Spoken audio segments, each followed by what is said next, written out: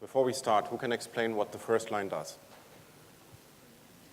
Come on, this is a Linux user group. Everybody should know what the first line does. Fork bombing, very good. This is a wonderful fork bomb. I advise everyone to use this once in a while. It gives some very interesting results and helps you scale your systems. And the rest of the text is effectively sort of what we're going to talk about, but there is more. So this is my presentation I prepared for you. We're going to discuss not only lots of funny anecdotes and etc., but I really want to ensure we're all on the same level if we talk about open source. So first of all, who am I? Why am I here? What am I doing here? Technically speaking, I'm paid by a company called Red Hat to travel across Europe, Middle East, and Africa and show everyone that we have the coolest hat in town. But more specifically, I'm here to talk about open source, open standards, open content, and Red Hat, what it has to do with us, with our daily life, what we can learn from this, where we have problems, where we have obstacles, what I have experienced myself. So a little bit, this is how you find me anywhere on the internet. Well, almost anywhere. As a mere evangelist, I can be reached here via my email address, on Twitter, Identica, on LinkedIn, on Doppler, and a few other places. And most important, I'm not on Facebook. Sorry. Facebook is an evil company that steals your privacy and sells it to companies for a lot of money. And Mark Zuckerberg becomes Time Man of the Year for that. Now, there's another guy that takes private information from companies and gives it for free to the public. And he is an official criminal called Julian Assange from WikiLeaks. That tells you something about how privacy works in our wonderful system. So I decided December last year to leave Facebook. I had something like 1,200 friends on Facebook. And then you suddenly notice you have no friends on Facebook. It's all fake. Forget it. Just the fact that somebody clicks on you and calls you a friend doesn't mean anything. Try to ask them for 50 euro. You will see. Which would be cool, however, if you have 1,200 people on Facebook and all would give you 50 euro, that's a pyramid scheme. Now, even though all of you should know what I'm telling for the next 10 minutes, I think it is important to remind ourselves a little bit about what open source, this whole open movement, where it comes from, where it originated, how it all happened. So we need to talk about a few people. Now, this is my official godfather, Richard Matthew Stallman. Who here has met Richard Matthew Stallman in person? See, all of you. Okay, so we can all sing the free software song,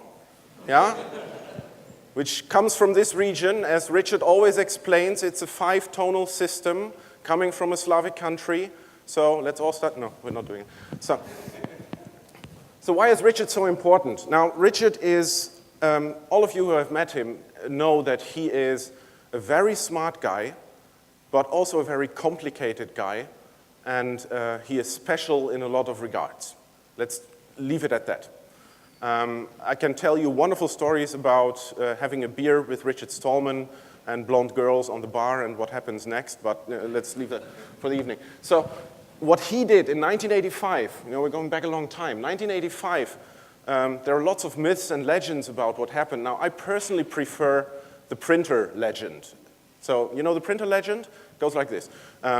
At the MIT, where Richard Matthew Stallman was sleeping under the desk because he had no room to sleep and he couldn't pay the rent, so he was sleeping everywhere, and you could smell where he was every morning, they got a bunch of network-connected printers. Network-connected printers, totally modern and new at that time. There was, however, a problem. At that time, printers had a 36-pin Centronics plug. Anyone remember this giant plug you put in the back of the printer? And this printer plug has lots of signal lines. Some of them indicate interesting information, like a paper jam. Another line indicates printer on fire. Not kidding. you can go through the Linux kernel in the Centronics handler part of the Linux kernel, and it's still handled as an exception in the Linux kernel, printer on fire. Now, these printers were network connected, so all of these hardware signals had to be represented in software, in firmware. And the one option that was missing was the paper jam. So you would queue a print job from your time-sharing system at that time. You would walk across the MIT, have a coffee at the famous coffee machine with the camera on it, and then you would come to the printer room just to notice there's a paper jam. Shit. So fix paper jam, go back, print again, blah. Now, Richard said this is stupid, and in the past we could do that better with the Centronics plug. So he asked the printer company, a guy at the printer company who he knew, and said, can you give me the source code of the firmware so I can add this little routine that handles a paper jam? I don't want to bother you. I don't want to cause you extra work. I know you have lots of work to do. Just give me the source code. I'll fix it. You get my patches, and then see what you can do with it. And this guy said, no. I have signed an NDA with my new company, and I'm not allowed to give you the source code. Now, and this was a turning point, because that's where Richard Matthew Stallman said, whoa. At that time, there was no software business. Software was a line item on the invoice, maximum. But it was not an article. You buy hardware that does task X. And to perform task X, your giant mainframe or mid-range computer had to run some sort of software, but it was part of the package. It was not a separate market. So I just need to make sure that it doesn't go into screensaver. Sorry. So what then happened is, he said he went to the desert, effectively, for 40 days, praying on the ground of the floor. And he came back with his fundamental idea of the Free Software Foundation, the GNU General Public License, which is not only a license, it's a complete philosophy. And that's what he explains here. Software sellers want to divide the users and conquer them. And this is what he didn't accept, and that's why he created the Free Software Foundation. Now, with that, we had the term free software. Then there were some other very smart people that thought that Richard Stallman is an evil guy and he looks evil and he cannot behave himself. So they found a better term, as they claimed, to market the philosophy of free software in better ways. And this term is called open source. Open source allowed other people that pretended to be smarter, I doubt that, like Eric S. Raymond, sorry. Eric S. Raymond, anyone here has ever met Eric S. Raymond? See, that's the thing. Oh, there's one. See, everybody knows Richard Stallman, nobody knows Raymond, but everybody knows open source. That's the story of my life. So with open source free software, we had one part of what we call the open society and open innovation, etc. There was another part missing. And this other part was added by this good-looking young man, Sir Tim Berners-Lee. He gave us, he didn't really define it, but he was the biggest promoter of open standards. Now, why was that? Let's go back again. We're talking about the beginning of the World Wide Web. What many people nowadays call the internet, which is of course technically wrong. The internet, technically speaking, is millions of computers connected with one single protocol called TCP/IP. And on top of TCP/IP, you have services like email, like the web, like whatever other stuff. And using this universal system called TCP/IP, he created something to share research results. That was the most simple thing ever. At that time, we were using Gopher. Who here knows Gopher? Come on, I always want to know this. Perfect. Love you guys. We were using Gopher, and Gopher was a lot of fun. We were using FTP servers. We were using UUCP. Who here has set up a SLIP server? Go on, be honest. Really? That's cool. So you also remember the stupid Windows guys with their trumpet windsock and all of their problems? Let's not go there. So what he did is, at that time, there were systems like CompuServe and AOL. I had a CompuServe account at that time. I paid shitloads of money to be in this walled garden. And we had discussions. We created knowledge in this CompuServe system. Lots of discussions, lots of good articles, and etc. And then the world changed. Everything went to TCP/IP, to the web, and etc., etc. Where is my content from CompuServe? It's gone. Somebody decided to buy CompuServe. Somebody decided to switch off the computers. And all of this content, all of this knowledge has disappeared. Now, what Tim Berners-Lee wanted to reach is that this never happens again. And that's why he said, for an open system, it was necessary for it to be universal. No patent royalties, no standards that you cannot implement without payment. absolute freedom to implement, to interoperate, and to work with stuff. So we had open source free software. Now we had the open standards to do this stuff. The only thing that was still missing for a bright and shiny future is this fine young man, Lawrence Lessig, because he looked at it. He said, open source is abusing the copyright system to reach the exact opposite. Now, this is the hack that we did with free software. We hacked the copyright system to perform the opposite, to defend the freedom and not the creator. But also the creator, of course, but more freedom. That was more important. And he said we need the same thing for non-software, for music, for works of art, for literature. So he created Creative Commons. And there's his presentations, Free Culture, which is, I think, something like 10 years old now, but still worth looking at. It's 30 minutes, and it's perfect. And in that he says, remember the refrain, we always build on the past. This is normal. Yeah? We don't invent everything from scratch. We build on what others have created before us. The past always tries to stop us. Think copyright. I'm far away from home, so I can use this term now here very loud. In my opinion, the copyright mafia, the movie terrorists, and etc., there's this whole intellectual property terrorism that tries to stop us from being creative. This is the past trying to stop us. Freedom is about stopping the past. But we have lost that ideal, and I think he's perfectly right. We accepted that it is perfectly normal that you go to a cinema and there are police guys at the front checking if you have a camera to do something which is considered criminal. We think that is acceptable. You need to defend these artists and etc. No, it's not acceptable. I don't want to live in a police state where intellectual property governs my way of living. And that's why I'm a free software guy. Very simple. While the creative works from the 16th century can still be accessed in museums, they're scanned, they're public domain, the data in some software programs from the 90s is already inaccessible. We are losing our knowledge every minute. We lock up data in proprietary systems that we cannot ever attach to anymore. If you have documents that you've created with WordStar or WordPerfect a long time ago, you are not allowed to open it in Microsoft Office because Microsoft says that these converters that do exist, they could open it, have been blocked in Microsoft Office for security reasons. Now, how crazy is that? So if we want to make sure that whatever we create becomes accessible to our children, our grandchildren, and the rest of the world, we have to use the three big O's: open source, open standards, and open content, or else, in my opinion, a lot will fail. And then, of course, there's this young man, Linus Torvalds. Linus Torvalds did not write a kernel. He wrote a process scheduler, and it would switch between printing the letter A and the letter B on the screen. And he wrote this because he wanted to experiment with the different operation modes of an 8386 processor.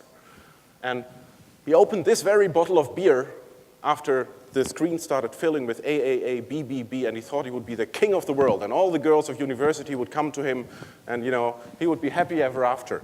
Well, it sort of worked. He then wrote to Minix, so this is the official legend, that there was this huge fight between Andrew Tannenbaum and this little student on how to architect a kernel. It's all wrong. I talked to Tannenbaum himself about this, and he told me the real story, which I only am allowed to tell to you after 3 beer. So see me again this evening. And it leads me to 3 things that you need to remember. I look professional in my suit with my hat and everything, etc. But the whole IT industry is built on 3 things. It all happened by accident. It was done by amateurs. Nothing's really changed. Yeah? This is the way IT industry works. 10 years ago, Apple was almost bankrupt. And then Bill Gates showed up on a big video screen in the back of Steve Jobs and said, I invested a little bit of money in your smart company, and now Apple can continue to work. And now Apple is bigger than Microsoft. Apple makes more money than Microsoft, which is partly to blame on Steve Ballmer being the intelligent guy he is. But it's really related to Apple doing the right thing. Things change so fast that we cannot even follow it. The only thing that remains constant is the growth of open source and the awareness for open standards, and let's keep it that way. Linus Torvalds started working on a process scheduler. Only much later he decided to take a look at a POSIX standard and make his process scheduler a little bit more POSIX compatible with the work of John Maddock Hall, who got him a copy of the POSIX manual, which was quite expensive at that time. And that became something he put on a web server, on an FTP server, on an FTP server, and he called the directory not Linux. What was the official name of the kernel? Who knows? It was called Freaks, F-R-E-A-X. Linus thought it was the best name ever. And the FTP administrator decided this is a stupid name. You're Linus Torvalds, I'm going to rename the directory Linux. And that's how Linux was born. Huh? Remember, all happened by accident, done by amateurs, nothing's changed. Net result is now I work for a company called Red Hat, which is quite a big company, due to this student here tinkering with an 8386 processor. See what creativity can do? How it can really change the world? This is Linus nowadays. Yeah? I started with open source free software in 1993 at university. At that time, I was wearing T-shirts of the size XS, you know, just like he had. And now, we're all grown up. Yeah? By the way, this is really true. There is a kernel symposium in Canada. It used to be in Ottawa, the Ottawa Linux Symposium, OLS. And they have this statistic of T-shirts they give out to the visitors of the kernel symposium.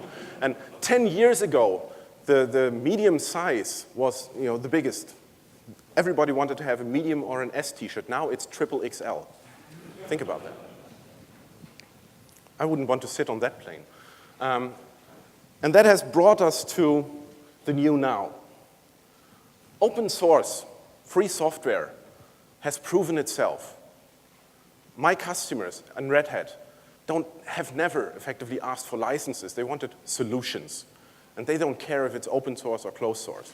What they see is that open source delivers better solutions, that they can do more with it, that they don't have to work around bugs in systems they cannot control.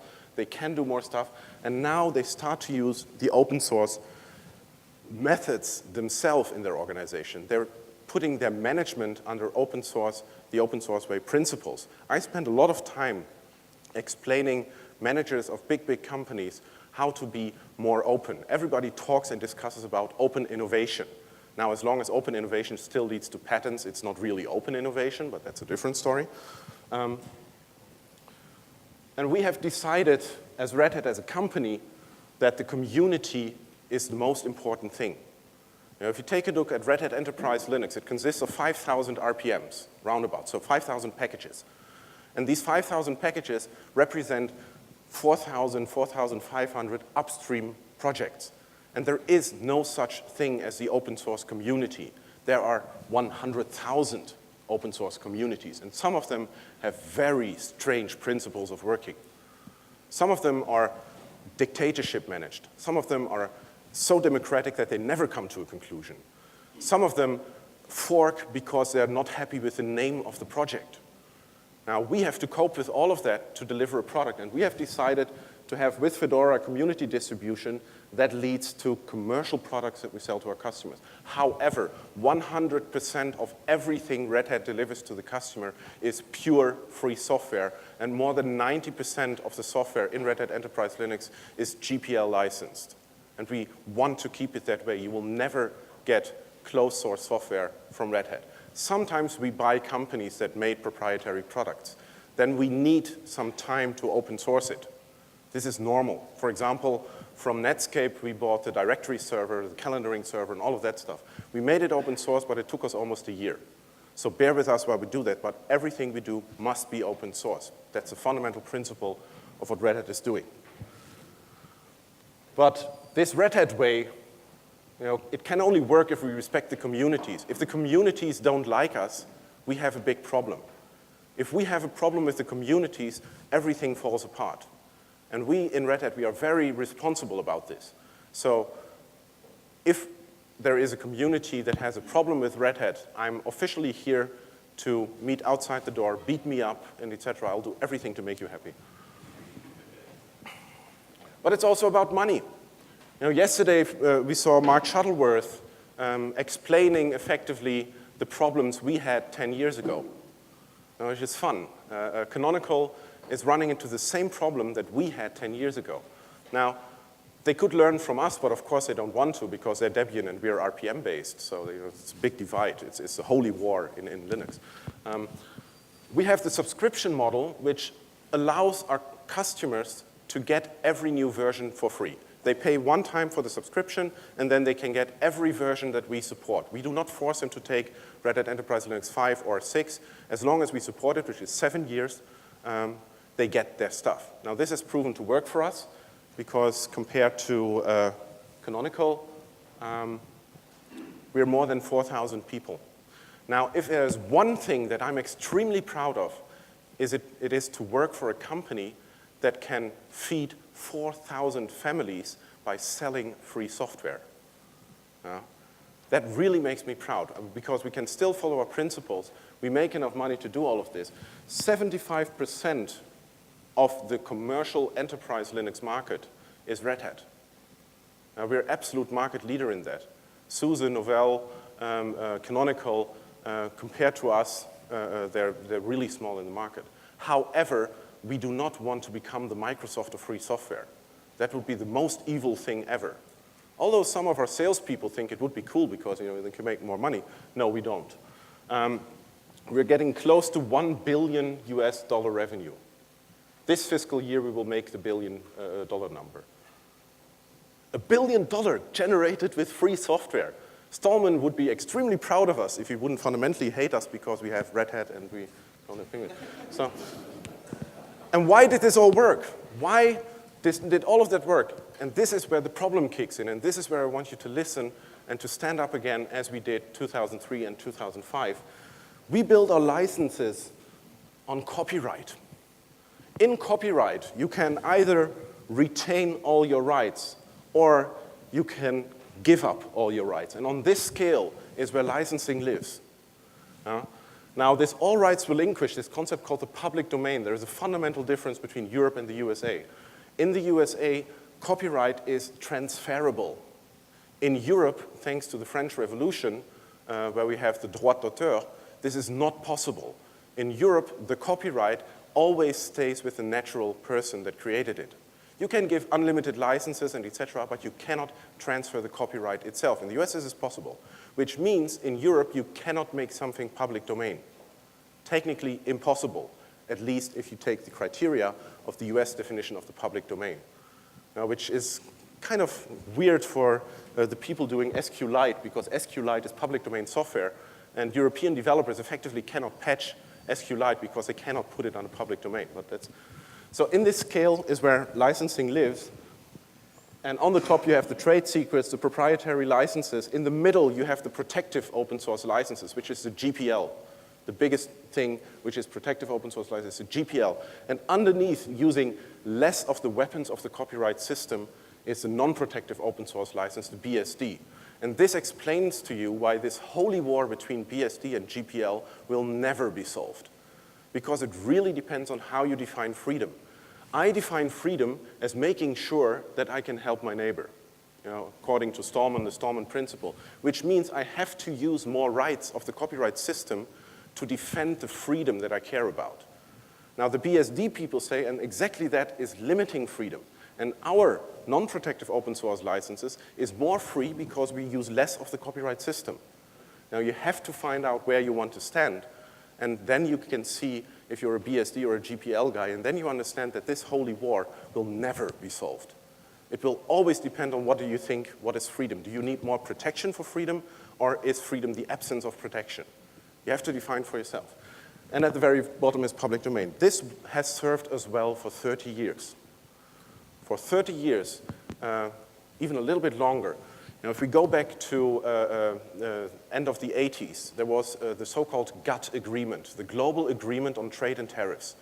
The Global Agreement on Trade and Tariffs gave us a wonderful thing, if you want to call it like that, the World Intellectual Property Organization, the WIPO, but it also gave us a definition on what software is. At that time, people were not sure which regime you should use to protect software. You know, if a lawyer or a politician talks to you about intellectual property rights, immediately ask him, which one do you mean? Are we talking patents, are we talking trademarks, or are we talking copyright? Because they're completely different things. Now, software was decided in the GATT agreement should be governed by the copyright regime. That's why we build our licensing on the copyright system. And this has served us well for the past 30 years. It made software a huge market, a huge economic story, and we have all of these companies that do software and et cetera. And in recent years, in the past 10, 15 years, suddenly the patent lawyers noticed that they were running out of work by doing all of these stupid industrial patents, and they were looking for new jobs, and they decided that they can abuse the patent system to extend the evil arm of patents into software. Technically speaking, in Europe, there are no software patents. That's what the European Patent Office in Munich will tell you. We have Article 52 that says programs for computers do not belong to the field of patentable subject matter. You cannot patent software. However, 52.3 says, and this was caused by the UK delegation at that time in 1973, number 3 says the exclusion of the patentability is only for products as such. So software as such is not patentable. But if software is not as such, it becomes patentable. Now, do you understand the difference between as such and not as such? Trust me, I'm 15 years in the business and I still don't get it. This is perfect for lawyers. You know, this is where they can do court cases and everything. And this is how software patents entered our world. And now you've seen it, what is happening right now in the mobile world. I predicted 10 years ago that there will be an all-out patent war based on software patents. And the people in Brussels declared me totally crazy. Now they won't talk to me anymore because I'm right, which is good for me, bad for them. Patents and the patent war right now is stifling innovation. We open source people, and I've noticed this by talking to developers and et cetera, quite some open source developers will not publish open source because they are afraid of possibly getting sued. And I talked to these patent people in Munich and in Brussels and et cetera, and said, okay, I will accept software patents if one single thing happens. Give me an agency where I can take my source code and I can put this source code on the table, and I come back after a week and they tell me which patents I need to license to have my software completely covered. If you give me that service, I will accept software patents. And then they tell me, no, we cannot do this. This is not possible because there's so many patents out there and it's tough to read which one is. So technically speaking, you are not able to program software without infringing possibly thousands of patents. And this stops people from publishing software. This stops people in the US from creating startup companies. And this is so wrong. Again, this is the past trying to stop us. And we need to stand up and fight this. We did it 2003, 2005. We need to do it again. I'm calling on all of you to be prepared. Watch the websites nosoftwarepatents.com, ffii.org, my personal blog, and etc. I will all need you in Strasbourg and Brussels at one time in the next 1 or 2 years, and I hope you will all be there. I will even bring you some Dutch cheese to make sure it works. The next big thing is intellectual property rights and standards. This is another giant problem. We, Red Hat, cannot give you an MP3 player on Fedora or Red Hat Enterprise Linux because we're not able to license the patent pool of, in this case, SGS Thomson, and for video of the MPEG Licensing Association. Because these patent pool groups, they are not licensing under something that is open source compatible. They ask for numbers. We can license MP3 if we give SGS Thomson the number per month, the number of players we have sold. Now we're an open source company, we cannot do this. If I give you my Fedora, so the DVD with Fedora, you can copy it and give it to other people. I cannot take exact numbers of how many players exist out there. And that is why this licensing organization tells us you will never get a license. So even though the software exists, MP3 encoders, there are shitloads of them. Some of them are better, some of them are, Oh yeah, it's nice. Because now you will see how I recognize my computer. Oh no, you don't. Very good. It's only on this screen. And they embedded this kind of strange thing where open source cannot participate in the market of MP3 and MPEG players, and they put it in standards. in ISO standards. So there is no way for open source to implement such a standard. And that's what we call non-open standards. And that's why we fight hard for a really good definition of open standards, that it creates a level playing field. We want to compete, but we don't want to compete in that way. Because interoperability, as it is right now, is broken. This is interoperability. I took 2 medium-sized software companies for this example. So what you want is you have Microsoft Office and you want to see the numbers of SAP pop up in Excel. And that's what you call interoperability. Software interoperability between 2 applications. The problem is it works like this. SAP signs a secret deal with Microsoft and the other way around, and patent lawyers are sitting there and they have NDAs and they create closed source, and then suddenly these numbers pop up. Now, it's a good thing. The problem is, over time, it looks like this. It becomes a spider web of contracts, of NDAs, of secret stuff. And the real problem is, if you are a smart startup company with a good solution and you want to enter this market, you have to talk to all of them. You have to have an army of lawyers. And that's why many startup companies have to put 20% of their money on lawyers. And this is wrong, because what this creates is, first of all, for the consumer, for the user, it's a giant problem. They cannot simply update something in there. If they update the Microsoft Office, then the connector to SAP might not work. And they have to wait for SAP to deliver. And then there's a dependency on another software vendor, and another, which leaves these people at old versions. And that's why you see Windows XP in a lot of companies still. And this way of interoperability effectively creates a closed market. Now think about that. This way of interoperability makes sure there is no open market, because these vendors have a sort of cartel of their own where they can define what happens. And that's what we see in public tendering. And that's why they ask for these trademarks. And that's why nowadays they don't even have to ask for the trademarks, because there's no one that can break this system from the outside as a startup company or whatever. Even Red Hat is too small to break into that system. And this one-to-one based interoperability, where no verification is possible, is fundamentally wrong. And that's why we want to have a better interoperability based on open standards. Because with open standards, I only have to ask SAP to implement the open standard, and now I can verify on the standard level if it's correct or not. And if it is correct, it must be interoperable with another solution. And if not, I can discuss on the standard level, but not on the product level. I avoid religious wars between Microsoft is evil and etc., just saying your ODF sucks, which is fact, by the way. The ODF that Microsoft Office produces is completely wrong. But I can show what is wrong. I can tell them how to fix it even. And this is what we do to get better interoperability. Because as soon as you only look at the standard, and the standard defines the level playing field, and the standard is open, a zero-cost standard for me to implement, to use with no licensing agreements, then I create an open market. Then I create a market for verification, for interoperability.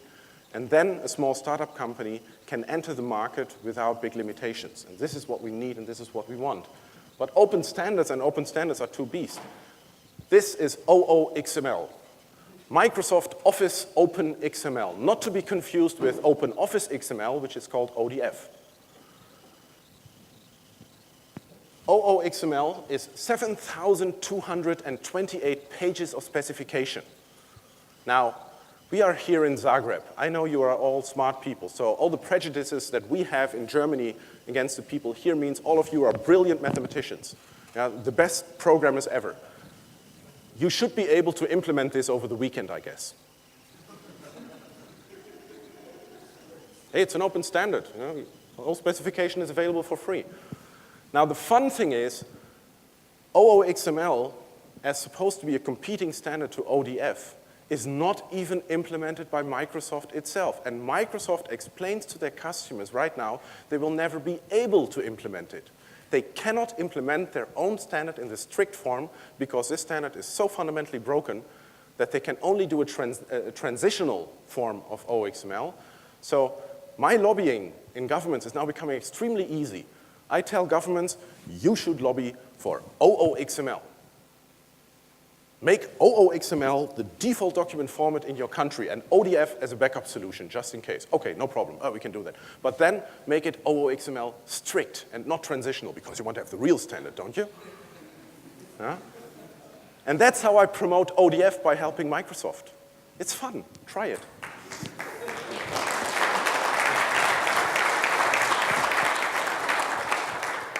So this is my best friend. You know, I would marry her if I could. This is, the register in the UK calls her Steely Neely. This is Nelly Smit-Kroes. And Nelly Smit-Kroes says some very interesting things. Many authorities have found themselves unintentionally locked into proprietary technology for decades. This is a waste of public money that most public bodies can no longer afford. See, I've been lobbying for years and years in Brussels, and now she is saying it. She is lobbying for our ideals. I like politicians that know what they are doing, and they all come from the Netherlands, period. This is another one from the Netherlands, Frank Heemskerk, the Netherlands in Open Connection. The Netherlands was the first country to solidify this open standards approach. It didn't really work in the Netherlands. We've seen the example from the UK, which is getting more radical, but this is a typical thing. One country starts with an 80% solution. Another country wants to be better, so they have a 90% solution. Another one has a 100% solution, and then somebody wants to go 120 and 130%.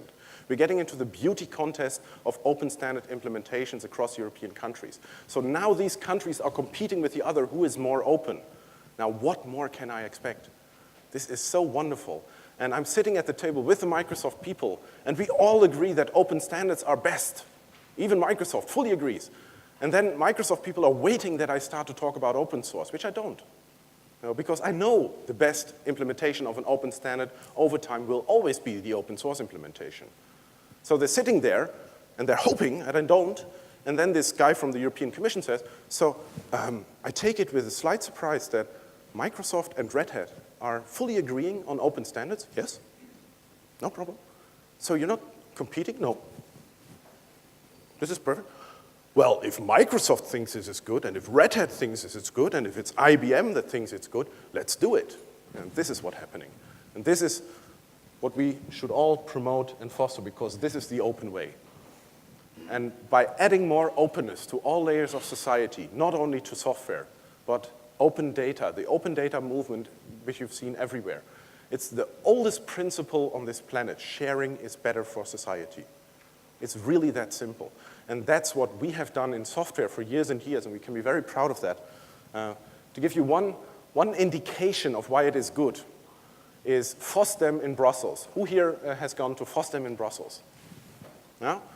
FOSDEM in Brussels is around about 3,000 to 5,000 open source free software geeks meeting. Now, I've been there for the last 10 years, and I noticed one very important thing. In the last 3 years, we had lots and lots of girls at our event.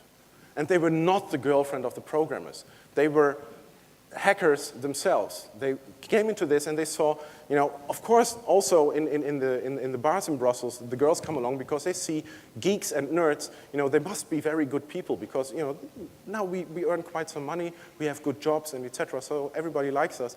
10 years ago, that was different. 5 years ago, if you would apply for a job in a company and say that you're an open source developer, everybody would say, ooh, dangerous guy. You know, he wastes all his time with pizza and beer, and no. Nowadays, it's seen as a big advantage. Being an open source developer means you're able to decide very fast, you have good knowledge of what you're working on, and you can work faster than anyone else. So now it's becoming a plus to work on open source. And one of my jobs is to travel across Europe and convince professors of universities to start working open source. Do projects open source. Make projects across different universities, not only one. I went to South Africa, I explained it to them, and when I explain it to them, I do it in practice. You know, on day 1, they have set up their own WordPress blog. On day 2, they have made their first commit to a public project. And on day 3, they have their own repository with their own software project. They don't get theory from me, they get only practice. And this is so much fun. You should really try. Talk to your professor. It should be fun. I want it that way. And this is what we call the Red Hat way. And with that, I'm done. For your information, what you have just seen is a presentation completely made without Flash, with pure open standards called SVG, Scalable Vector Graphics. using a GPL licensed plugin for Inkscape, the vector graphics program. And I lied here. I'm not presenting with Firefox. I'm presenting with Chrome because it has a faster JavaScript engine. And I use the font liberation source. So everything you see in here is freely available. And I will leave the SVG file here at the organizers for you to copy. Thank you for listening to this crazy Dutch guy. If you have questions, ask them. You will find me today and tomorrow here at the event. Thank you.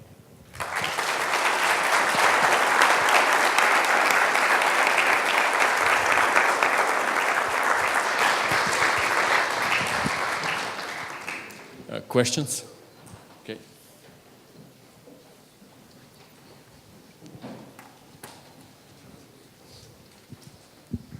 Hi. In the spirit of openness here, could you please comment a little about Red Hat's distribution of Red Hat Enterprise Linux 6 kernel source as a one tarball and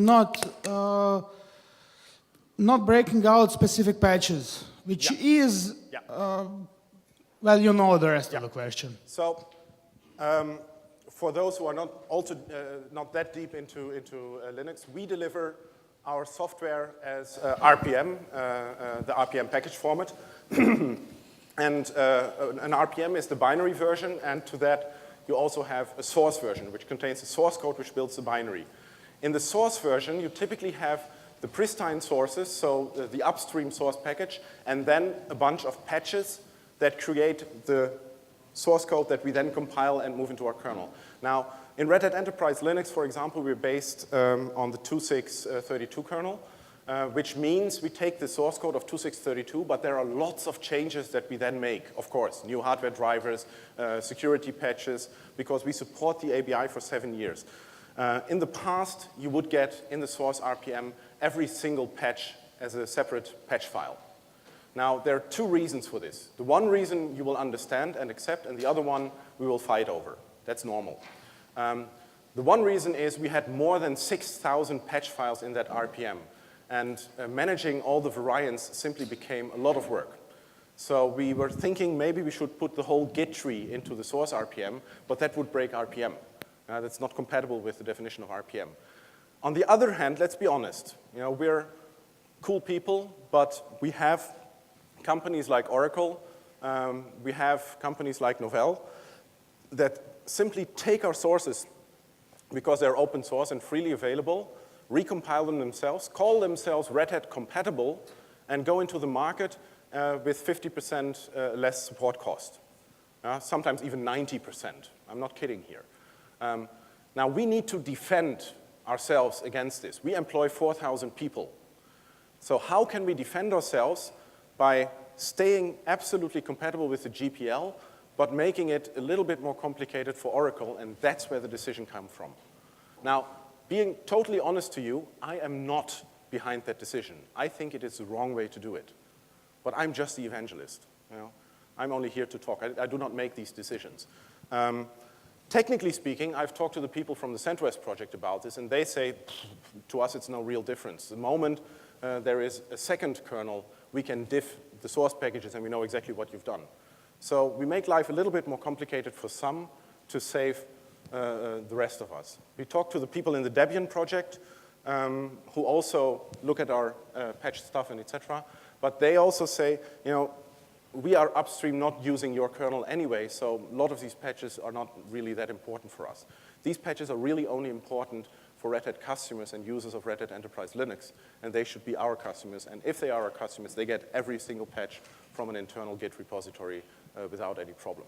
I know it's a complicated thing, and I know it's not perfectly in line with the ideals of what we should do as a free software company, but we have to defend ourselves, unfortunately, a little bit more as we had to do in the past. So, I don't like it.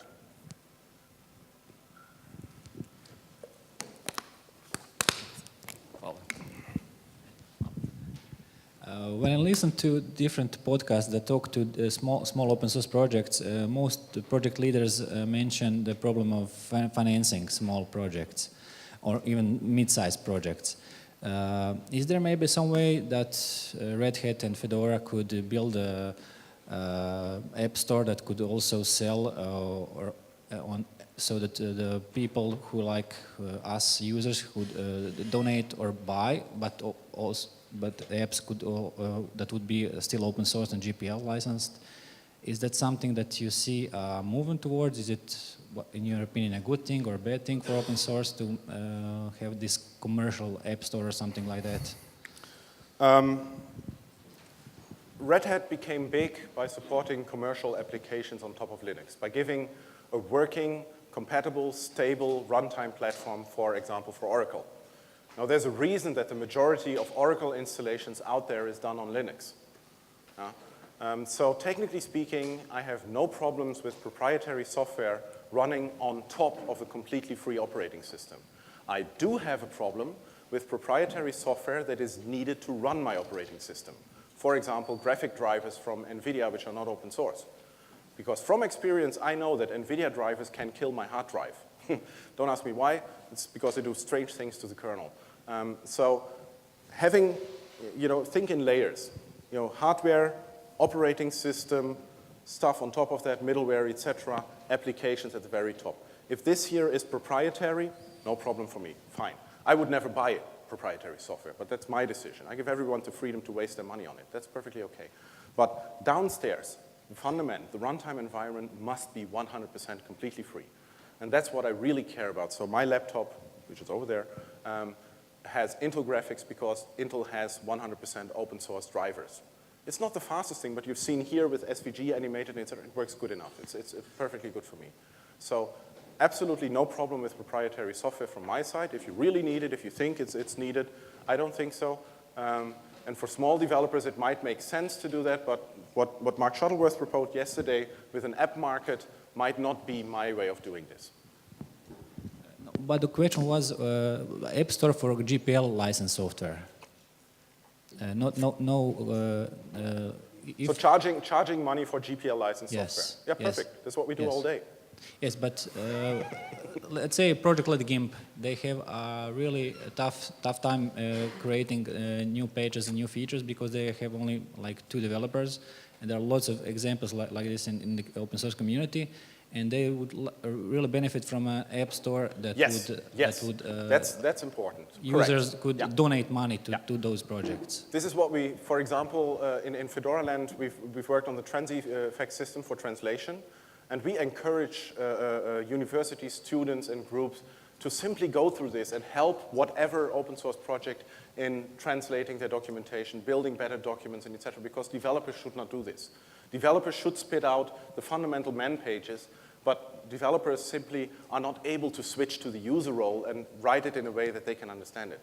And there's a huge opportunity here, in my opinion, for people wanting to become technical translators and etc. to participate in the open source ecosystem, get more experience with real working translations, and join there. And setting that up, that's where I agree. That's stuff that Canonical, Ubuntu, that Fedora should do. We are already doing this, especially for translations, but we should definitely do more in that regard, yes. Okay, I guess I'm out of time now, huh? Yeah, but maybe one more, perhaps. At the front? Yep, sorry. Can you tell us your official stance on distributions like CentOS, or what's the Red Hat stance on CentOS? We love CentOS. We love CentOS. I love CentOS, hard, etc. CentOS is the prime example that shows that our promise that we are a true open source company is actually true. The fact that CentOS can take our sources and build a complete distribution out of it shows that our promise is true.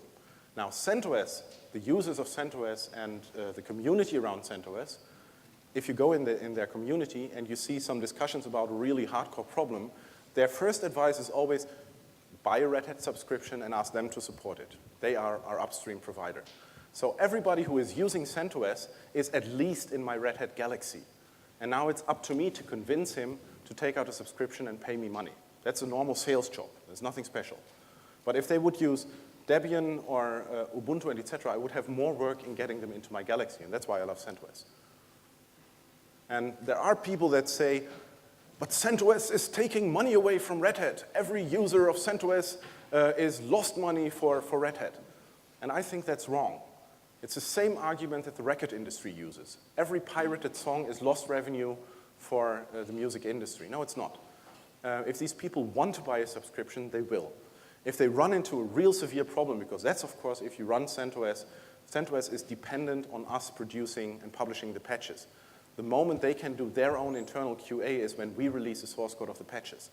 So there will always be a delay. Now, if you're willing to accept that delay, fine with me, no problem at all. I'm not going to convince you. But if you really work on mission-critical systems, these people come to us anyway. We make $1 billion in revenue for a reason. So yes, I love CentOS, I like them, and it's good that they exist. But I don't like Oracle Linux, and I don't like what Novell is doing with supporting Red Hat. But that's another story. Even Microsoft is now supporting Red Hat. I like it. Right. Go online. Go to expandedsupport.com. The website expandedsupport.com. Registered to Microsoft Corporation, offering Red Hat subscriptions for 50% less. Huh? Microsoft is becoming a reseller of Red Hat. Who would have thought? Yeah. Let's thank Jan for the presentation.